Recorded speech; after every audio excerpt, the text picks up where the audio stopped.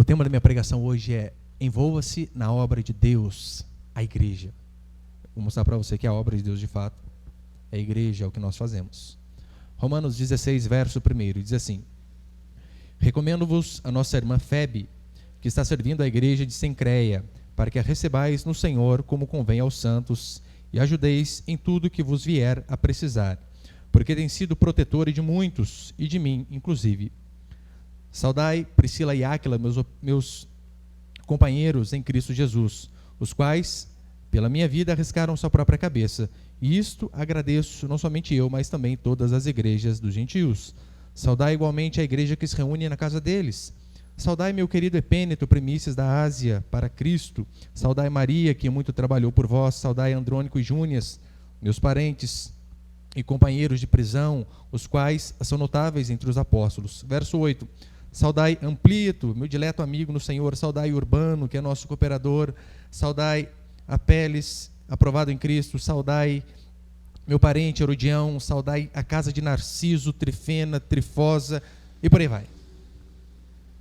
Talvez você pense assim: pastor do céu, que conseguimos aprender diante de uma passagem desta? Eu acho que para uma mulher que seja grávida tem uma bela lista de nomes que você não deve colocar, que convenhamos, um mais feio que o outro. Só que muitos pegam Romanos 16, principalmente este começo, essas saudações de Paulo, eles passam correndo por considerá-la algo supérfluo. E você vai ver que de supérfluo isso aqui não tem absolutamente nada. Como disse um homem de Deus, só quem garimpa de fato e consegue achar preciosidades. E a mesma coisa está aqui nessas saudações, você vai ver. Romanos capítulo 16, essas saudações de Paulo, elas estimulam a relacionamentos pessoais dentro da igreja de Cristo. Você vai ver, essas pessoas que Paulo cita, são pessoas que de fato trabalharam em prol da obra do Senhor, que serviram a outros irmãos. E ele então começa a falar sobre diversas formas em que podemos cooperar com a obra de Deus para que o evangelho avance a cada dia. A igreja, ela vai muito além de um pastor pregando no púlpito, muito além.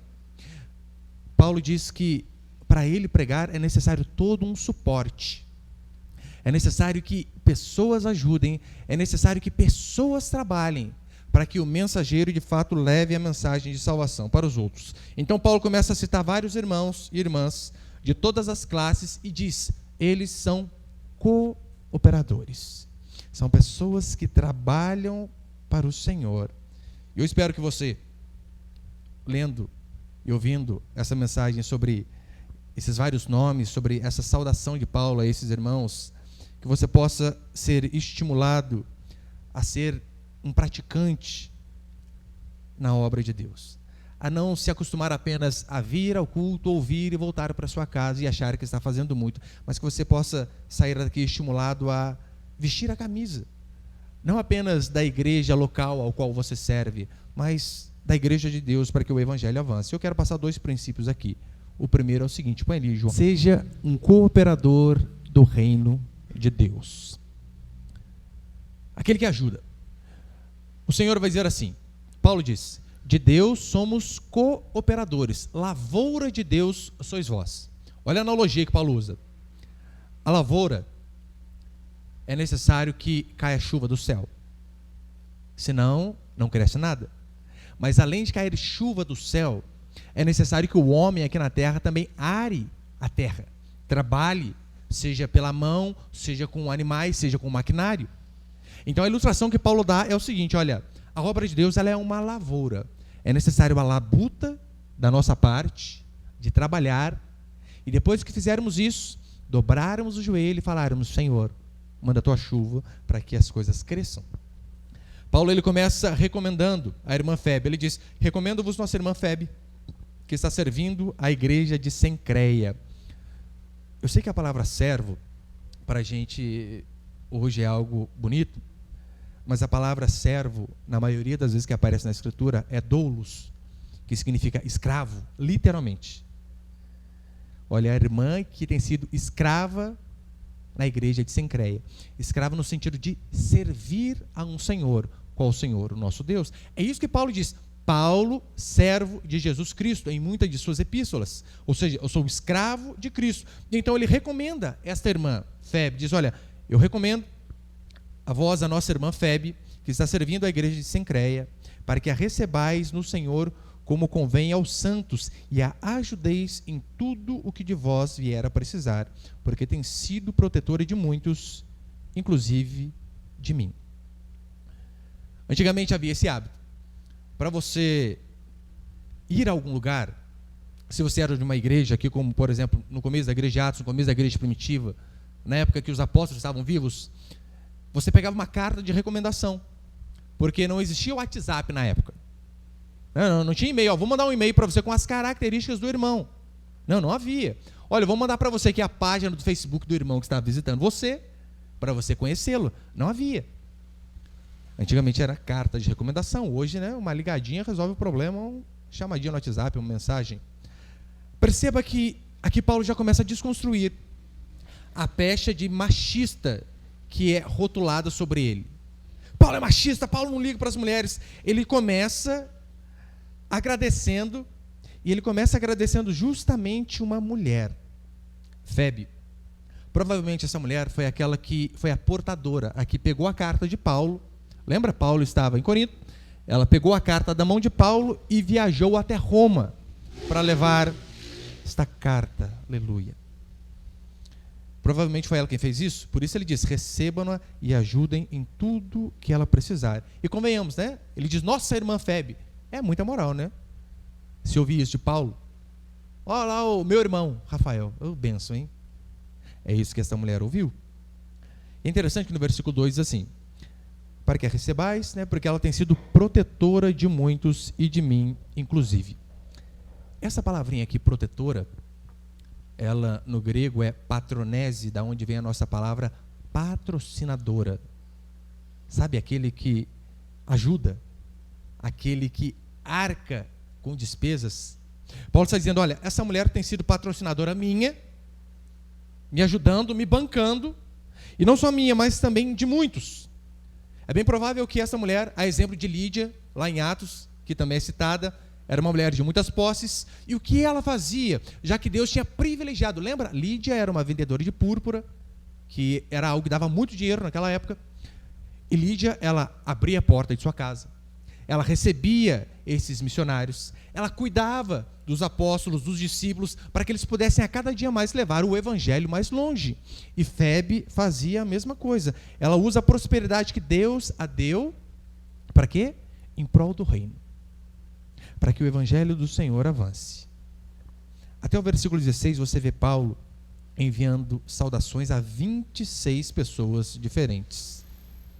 Só que você pode pensar assim, pastor, mas Paulo, ele nem conhecia os irmãos de Roma? Não devemos, é claro, jamais esquecer que o que mais fazia naquela época eram viagens. Então, é normal, mesmo que Paulo não tinha ido pessoalmente visitar a igreja de Roma, a qual nós estamos falando aqui, Paulo conhecia muita gente.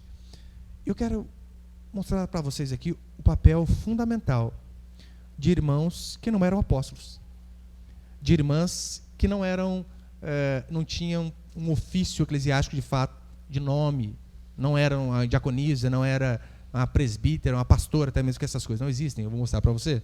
Mas olha que interessante, a Escritura diz que, depois de citar a Febe, Paulo cita, versículo 3, acompanha comigo, saudai Priscila e Áquila, meus cooperadores em Cristo. Paulo, depois de citar a Febe, ele cita Priscila e Áquila. Esse nome, esse casal, ele é citado outras vezes na Escritura também. Lucas cita em Atos, tem ali? Põe ali, por favor. Atos capítulo 18, verso 23. Aqui Paulo está em Corinto e ele também está citando Priscila e Áquila, que estavam cooperando com ele aqui. Olha o que ele diz. Depois disso, deixando Paulo Atenas, partiu para Corinto. Lá entrou certo judeu chamado Áquila, natural do Ponto, recentemente chegado da Itália, com Priscila, sua mulher, em vista de ter Cláudio decretado que todos os judeus se retirassem de Roma. Paulo aproximou-se deles e, posto que eram do mesmo ofício, passou a morar com eles e ali trabalhava, pois a profissão deles era fazer tendas. Então Paulo já conhecia Priscila e Áquila de outros carnavais, não fica feio, né? De outros trabalhos, de fazer tenda. Mas não apenas isso. 1 Coríntios também, Paulo cita novamente esse mesmo casal. Põe, por favor. As igrejas da Ásia vos saúdam no Senhor. Muito vos saúdam Áquila e Priscila, e bem assim a igreja que está na casa deles. Mais uma vez, este mesmo casal aqui é citado. Só que perceba, aqui em Romanos, capítulo 16, Paulo não cita Áquila, o marido, e Priscila, a mulher. Que normalmente era assim que funcionava. Primeiro o homem e depois a mulher. Paulo aqui em Romanos, ele cita Priscila e depois Áquila. Pode ser por alguns motivos. As teorias da conspiração aí, né, as mentes são muito férteis. Mas o que alguns teólogos chegam a dizer que é o seguinte, olha, ele cita aqui primeiro Áquila, Priscila e depois Áquila, porque Priscila, mesmo sendo mulher, foi a primeira que converteu. E por conta de ter vindo primeiro para os caminhos do Senhor, por isso que Paulo diz, olha, Priscila e Áquila. Outros vão dizer que é porque ela era mais ativa na obra do Senhor, e por ser mais ativa que o marido, então todos diziam, olha, a Priscila e o marido dela. Provavelmente o marido dela, aquele que vinha ao culto só de domingo, quando não tinha jogo. E a irmã, a esposa dele, já era mais ativa, já ajudava, já estava ali para fazer o que precisava. E tem outros que dizem o seguinte, olha, na verdade é porque é a mulher que mandava. É porque a mulher que era o macho da casa, por isso que Paulo cita aqui, por conta da personalidade mais forte dela, que nós acreditamos que não seja, né? No versículo 7, Paulo, depois de citar essas pessoas, esse casal que abria a porta de suas casas para ajudar, no versículo 7 ele vai citar Andrônico e Júnias. Esses dois nomes aqui, eles trazem uma certa dificuldade na interpretação da Escritura. Em que sentido? Primeiro, Júnias pode ser tanto no masculino como no feminino. Então, a princípio, ele não dá para você saber se é um casal, marido e mulher, ou se é uma dupla de irmãos. Porque Júnias pode ser a abreviação de Juniano. Só que, diante do contexto, a opção mais aceita é que, de fato, era um casal. Só que, mesmo assim, sendo um casal, surgem alguns impasses, como, por exemplo, se eles eram um casal, acompanhe comigo o versículo 7, Romanos 16, verso 7. Saudai Andrônico e Júnias, meus parentes e companheiros de prisão. Olha, era parente de Paulo, foram presos juntamente com Paulo, os quais são notáveis entre os apóstolos e estavam em Cristo antes de mim. Notáveis entre os apóstolos. A pergunta que não quer calar, pastor, mas calma aí. Então Andrônico e Júnias também eram apóstolos? Se fossem dois homens? Eram os 12, Andrônico e Júnias e mais Paulo? Pior, e se for um casal? Júnias sua mulher, é o apóstolo e a apóstola? Será? Uma que você sabe que o feminino de apóstolo não é apóstola, nem apostila. O certo é apostoliza. Assim como de papa é papisa, de apóstolo apostoliza, e de bispo também não é bispa, bispisa. E a gente costuma ver bispa para tudo que é lado hoje. Imagina, eles não sabem interpretar nem o português, gente. Quanto mais a escritura. Não sabe nem substantivo no gênero feminino, meu pai amado. Mas olha que interessante. Ainda que fosse um casal, a Escritura não nos dá base nenhuma para o ministério feminino ordenado. Ou seja, uma mulher ser consagrada, seja presbítera, seja diaconisa, todas as pastoras que nós vemos hoje, seja por presunção, ou seja por ignorância, falta de sabedoria em relação à Escritura, todas essas, se tivessem um pouco de um caráter correto, né? Se tivessem um caráter correto e se de fato amassem o Senhor, o que essas mulheres deveriam fazer era abandonar seus títulos eclesiásticos, sem exceção, todas, bispas, pastoras, apóstolas e por aí vai, deveriam abandonar, porque o Senhor não as fez para o ministério. Isso não é ser machista, isso é na verdade proteger a mulher, porque convenhamos, o serviço do apóstolo Paulo quase foi morto. O serviço pastoral hoje em dia é que as pessoas às vezes costumam ver apenas os louros da vitória. Acho que é legal, o pastor estava lá no churrasco na casa fulano, o pastor fez isso, fez aquilo, foi lá com os irmãos, não sei aonde. Mas e a parte ruim?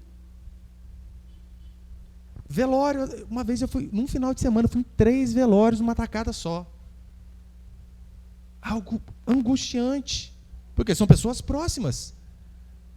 E os problemas, além do pastor ter os seus problemas, também tem o problema dos irmãos que passam a ser problema dele. Deus, para privar a mulher de uma carga psicológica tão forte, tão alta, o que ele faz? Ele a preserva, deixando o ministério cuidar de pessoas para o homem, para que de fato o homem venha se lascar literalmente, porque eu não faço reclamando, mas é muito penoso. Oh, como que é penoso. O Senhor não vocacionou mulheres para o ministério sacerdotal. Não há nenhum amparo bíblico para isso. Isso não significa que as mulheres não são úteis na vida da igreja. Muito pelo contrário. As mulheres têm um papel, um serviço fundamental na igreja do Senhor. E a prova disso é que Paulo começa os agradecimentos agradecendo a quem? Febe. Priscila. Depois ele diz Maria, Trifena, Trifosa, Pérside. Só aqui nessa lista, inúmeras mulheres. Um exemplo de que Paulo, de fato, entendia a importância das mulheres na igreja do Senhor, é ele citá-las. É ele dizer o quão fundamental era o trabalho dessas mulheres que ajudavam na obra de Deus. Mulheres e seu trabalho são essenciais para a igreja do Senhor. Sempre foram. Todavia, biblicamente, não há amparo algum para o ministério feminino ordenado. Você não vê, em nenhuma passagem da Escritura, alguma mulher sendo chamada de presbítera, que é a mesma função de pastor. Presbítero e pastor, né, são termos intercambiáveis. Você não vê em hipótese alguma. Quanto ao ministério feminino, nós não podemos ir aos extremos. Qual extremo? Primeiro, de ordenar mulher ao ministério. Isso é algo muito grave. Não deve ser feito. Ou ir para um extremo ainda pior. Ignorar o trabalho da mulher na igreja, que com certeza é pior do que o primeiro. E o segundo princípio, para encerrar, é o seguinte, põe ali, por favor. Eu já vou mostrar. O segundo princípio é o seguinte, a unidade na igreja do Senhor. Perceba, aqui na igreja de Roma, havia uma diversidade de pessoas. Pessoas de tudo que é tipo, mas com o mesmo propósito, com o mesmo objetivo. A diversidade de pessoas, de raças, de classes financeiras, de cor, mas todos com o mesmo objetivo. Paulo salienta que 4 vezes essas pessoas estão no Senhor, para mostrar que o mais importante é estar em Cristo, independentemente se você é escravo ou liberto, se você é judeu ou grego. Paulo diz, eles estão em Cristo. Tanto é que um resumo, uma síntese, se eu pudesse sintetizar o capítulo 14, onde Paulo começa a falar de como a igreja deve agir um para com os outros, eu citaria aquela frase de Agostinho: no essencial, unidade; naquilo que não é essencial, liberdade; e em todas as coisas, a caridade, o amor. Então, Paulo, desde o capítulo 14, ele vai dizer, olha, a igreja é possível se pensar diferente dentro da mesma igreja local, dentro da mesma congregação. Naquilo que não é essencial. Não há problema pensarmos diferente. Além do mais, ia ser chato para arrebentar se todos pensassem iguais. Não seria? Você imagina que na igreja todos torcendo para o mesmo time, todos usando o mesmo estilo de roupa, todos tendo os mesmos gostos. Ia ser algo horrível. Então Paulo começa a dizer, olha, há coisas que é possível e até louvável que se pense diferente, as coisas não essenciais. Todavia, há coisas que são fundamentais. Nessas que são fundamentais, devemos ser unidos. A igreja de Deus, ela é composta de todos os tipos de pessoa. Tanto é que essa primeira mulher que Paulo cita aqui, em Romanos 16, Febe. Febe significa brilhante, aquela que brilha, luz. Febe é o nome grego de Artemis e o nome romano de Diana, que era a deusa da lua. Era uma mulher gentia. Ela não era judia, ela não nasceu no povo de Deus. Ela era alguém que era do mundo, gentia, ímpia, e acabou se convertendo. Paulo vai citar Hermes, Filólogo e Júlia, eram nomes de escravos. Escravos. Consegue perceber a igreja? Ela é formada de gentios, de escravos. Depois ele vai citar Aristóbulo, que segundo alguns teólogos era neto de Herodes o Grande e amigo do imperador Cláudio. Vai citar Rufo. Põe ali, por favor. Marcos capítulo 15. Esse Rufo que Paulo cita aqui em Romanos 16, que a maioria dos intérpretes do Novo Testamento vão dizer, é que este Rufo, ele era filho de Simão Cireneu, aquele que carregou a cruz do nosso Senhor Jesus Cristo, no Gólgota. Olha o que diz. E obrigaram Simão Cireneu, que passava vindo do campo, pai de Alexandre e Rufo, a carregar-lhe a cruz. Lembra naquele episódio? Consegue perceber que a igreja do Senhor nós temos Febe, que era gentia, nós temos escravos, Hermes, filólogo, Júlia, nós temos Aristóbulo, neto de Herodes, nós temos Rufo e vários outros, para mostrar que a igreja de Deus é a união de vários povos, negros e brancos, pobres e ricos, nordestinos, sulistas, não importa. A igreja do Senhor é uma só, ainda que o sotaque seja diferente. Olha, é uma bênção a diversidade, né? Tem uma irmã da nossa igreja trabalhando hoje, ela é bem nordestina, e é muito interessante o jeito que eles falam. Eu racho a rir. Ela fala que eu faço bullying. Não vou falar aqui, senão eu vou fazendo bullying de novo, né? É oxe para tudo que é lado, isso é bênção. Isso é a igreja de Deus, pessoas de todos os lugares. É só na igreja de Deus que você vai ver aquele que ganha muito, 5, 10 salários, puxar a cadeira por irmão que chegou desempregado, que não tem formação escolar nenhuma. É só na igreja que você vê essas coisas. E para encerrar, olha a importância do trabalho dessas pessoas. Eu quero que você olhe para a importância do seu trabalho na igreja do Senhor. Paulo, quando ele cita Maria, Trifena, Trifosa, que a princípio eram irmãs, o pai deu uma sacaneada nelas, né? Imagina você ter duas meninas, que nome? Trifena e Trifosa. Jesus. Mas naquela época era um nome bonito. Tem alguma coisa a ver com rosas, com perfume. Aí pra gente é feio, né? Não cola. Mas imagina, Paulo, quando cita Maria, Trifena, Trifosa, Pérside, que é mulher da Pérsia, ele diz assim: e muito trabalhavam. E aqui o verbo é no sentido de muito esforço. Essas mulheres trabalhavam demais na igreja de Deus, na obra do Senhor. A pergunta que eu faço para nós é a mesma. Você acha que nós, como filhos e filhas do Senhor, temos trabalhado de forma árdua para que o reino de Deus também avance? Você acha que se Paulo fosse o pastor desta igreja e estivesse escrevendo a uma outra igreja, ele poderia também fazer as mesmas recomendações a nosso respeito? Olha, lá tem o fulano A, o B e o C, que muito tem trabalhado, se esforçado em prol do reino de Deus. Essas mulheres abriam a porta de suas casas. E mulheres, é claro, os homens também ajudavam aqui. Essas pessoas, elas contribuíam com suas finanças, como era o caso de Lídia, como era o caso de Febe. Se elas tinham mais, elas ajudavam mais.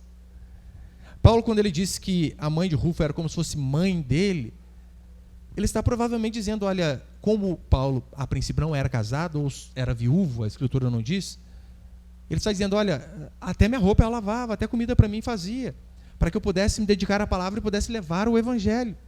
Será que nós também estamos nos esforçando, assim como essas pessoas, para fazer parte da igreja do Senhor, que vai muito além disso daqui? Será que nós estamos trabalhando em prol do crescimento, do avanço do reino de Deus? Essas pessoas ofereciam suas posses, seus talentos em prol da igreja do Senhor. Assim como Febre abria a porta de suas casas, eu louvo a Deus por pessoas que na nossa igreja também fazem isso. Nós temos os pequenos grupos, que são as reuniões feitas nos lares, pessoas, né, aqui como o irmão Celso, que abre a porta de sua casa para que semanalmente um grupo de irmãos se reúna lá. Isso faz parte, isso é ser igreja.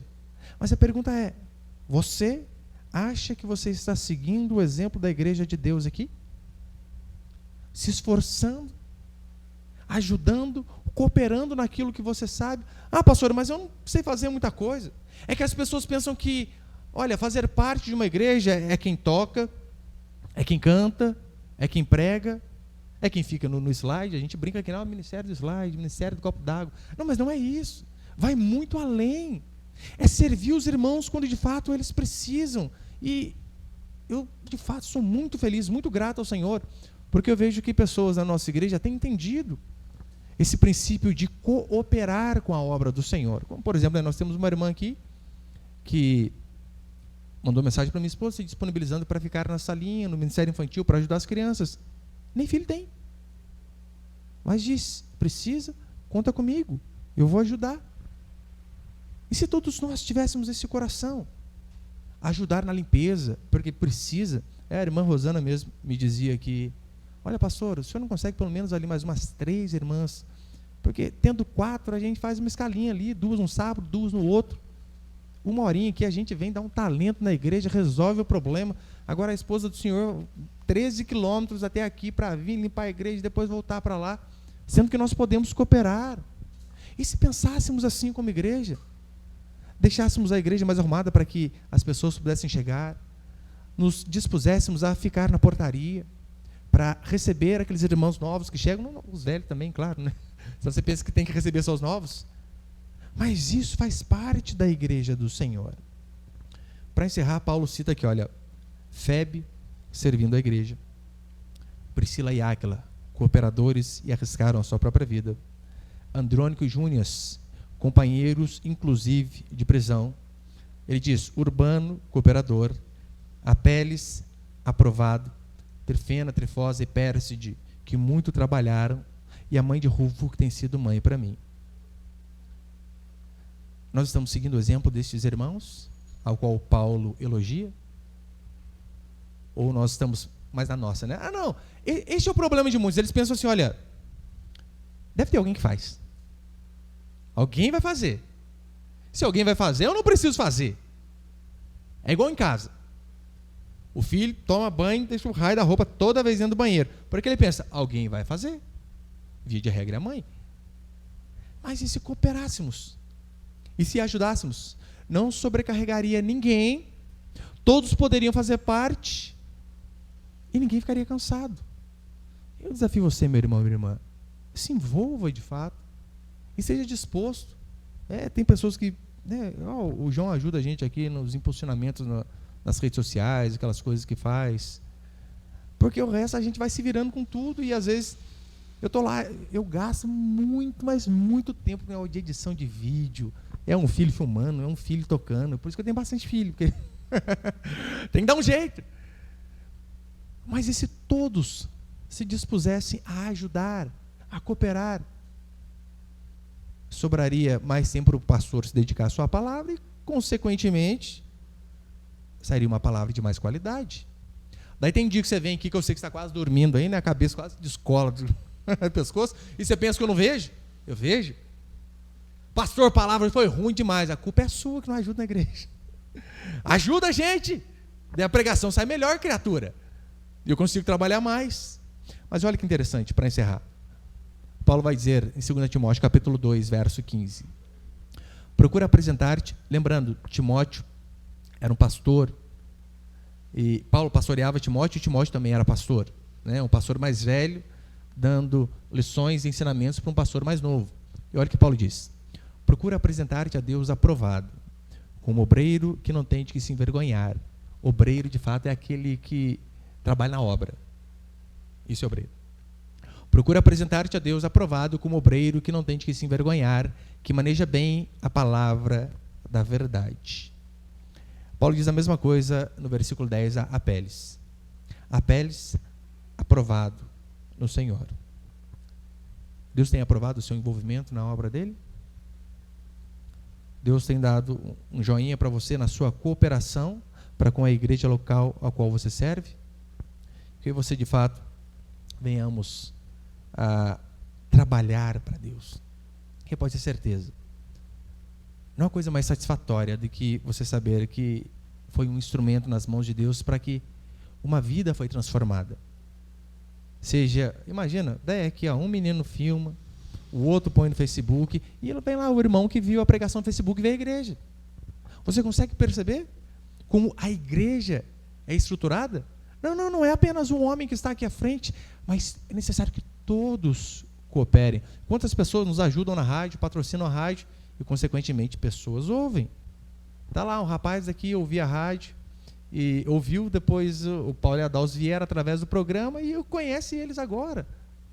Olha a bênção, da cooperação mútua, de um ajudar o outro para que o reino de Deus avance. Então desafio você, minha irmã, de fato, se envolva na obra do Senhor, trabalhe para Deus, para que você possa colher diante do Senhor a sua recompensa quando chegarmos diante dele, ou se ele voltar antes da nossa partida. Que Deus nos dê a graça de não sermos apenas esse crente que vem, senta e pega e vai embora, mas que sejamos ouvintes e também praticantes da obra do Senhor.